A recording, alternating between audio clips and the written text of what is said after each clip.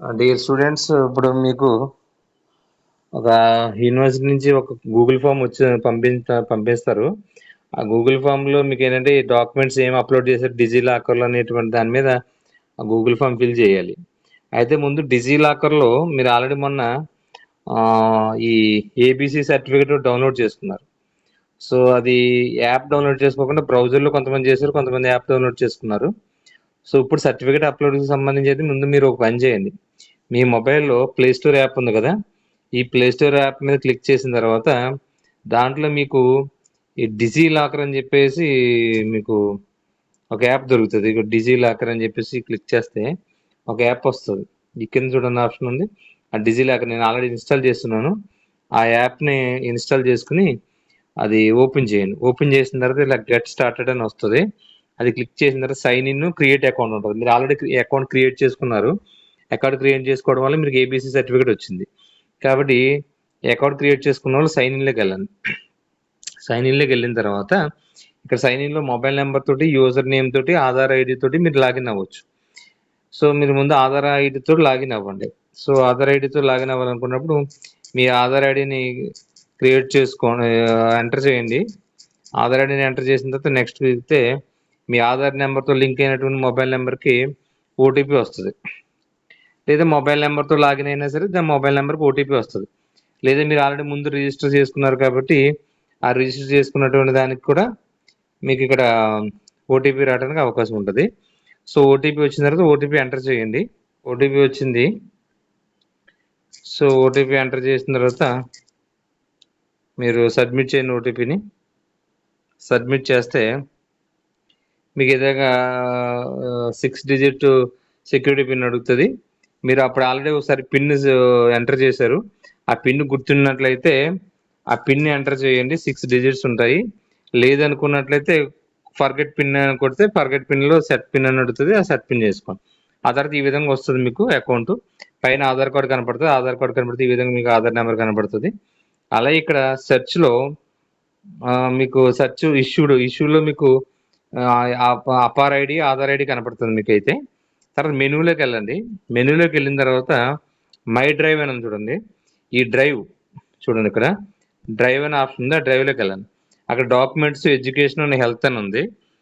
ఇక్కడ మీకు అప్లోడ్ చేయాల్సిన సర్టిఫికేట్స్, ఎడ్యుకేషన్ సర్టిఫికేట్స్ అప్లోడ్ చేయాలి మీరు. కాబట్టి ఎడ్యుకేషన్ మీద క్లిక్ చేయండి. ఎడ్యుకేషన్ మీద క్లిక్ చేసిన తర్వాత ఇక్కడ ప్లస్ అనే సింబల్ ఉంది. నేను ఆల్రెడీ నా 10th class, intermediate, degree certificates upload చేసి ఉన్నాను.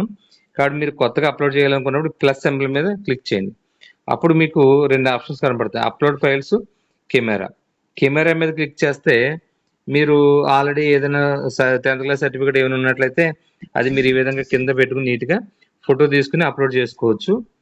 లేదా అనుకున్నట్లయితే ఆల్రెడీ మీ దగ్గర ఏమైనా ఫైల్ ఉన్నట్లయితే అప్లోడ్ ఫైల్లోకి వెళ్ళి ఫార్మేట్, ఇమేజ్ ఫార్మేట్లో కానీ అలాగే డాక్యుమెంట్ ఫార్మేట్లో కానీ, డాక్యుమెంట్ ఫార్మేట్లో ఉంటే డాక్యుమెంట్ ఫార్మేట్ ఉంటుంది.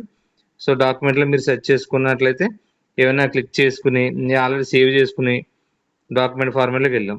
ఇప్పుడు డాక్యుమెంట్ ఫార్మేట్లో నేను బీఎస్సీ అని క్లిక్ చేశాను. సో నా దగ్గర బీఎస్సీ సర్టిఫికేట్స్ ఉన్నాయి. ఇక బీఎస్సీ సర్టిఫికేట్స్ నా దగ్గర ఉన్నాయి. సో ఆ బీఎస్సీ సర్టిఫికేట్ నేను అప్లోడ్ చేయాలనుకుంటున్నాను.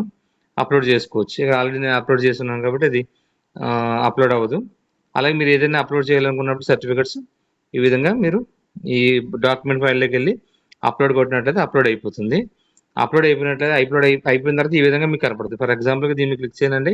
ఇది 10th class certificate, intermediate certificate, అలాగే డిగ్రీ సర్టిఫికేట్. సో ఈ విధంగా అప్లోడ్ అయిన సర్టిఫికేట్స్ అన్ని మీకు విజిబుల్గా కనిపిస్తాయి అనమాట. So okay.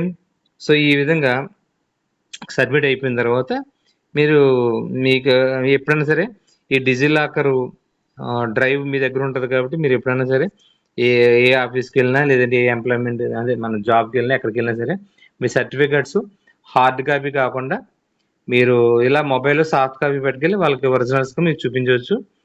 అవి ఒక గూగుల్ ఫామ్ పంపించారు. ఆ గూగుల్ ఫామ్ పంపిస్తారు మీకు. ఆ గూగుల్ ఫామ్ ఓపెన్ చేసినట్లయితే ఈ విధంగా కనపడుతుంది. కాలేజీ కోడ్ 059 కాలేజీ కోడ్ మంది. అలాగే కాలేజీ నేమ్ కొడతారు, ఎంఏఎన్జేఎస్ నార్వేర్ కాలేజ్ అని కొడతారు. తర్వాత స్టూడెంట్ రిజిస్ట్రేషన్ నెంబర్, మీ రిజిస్ట్రేషన్ నెంబర్, మీ హాల్ టికెట్ నెంబరు 230597 అలా ఉంటుంది. ఆ తర్వాత స్టూడెంట్ నేమ్ ఎస్ఎస్సి సర్టిఫికేట్ ప్రకారం మీ స్టూడెంట్ నేమ్ కొడతారు.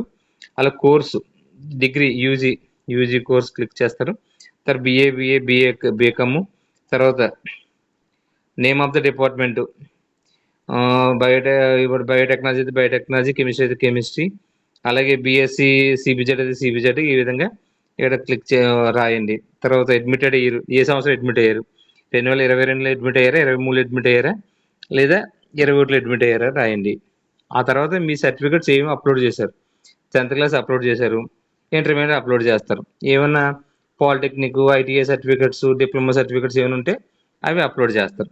సో అప్లోడ్ చేసామని క్లిక్ చేసి సబ్మిట్ చేసినట్లయితే మీకు ఇక్కడ సబ్మిట్ అయిపోతుంది, క్లియర్ అయిపోతుంది. ఓకేనమ్మా, ఇది ఫాలో అవ్వండి.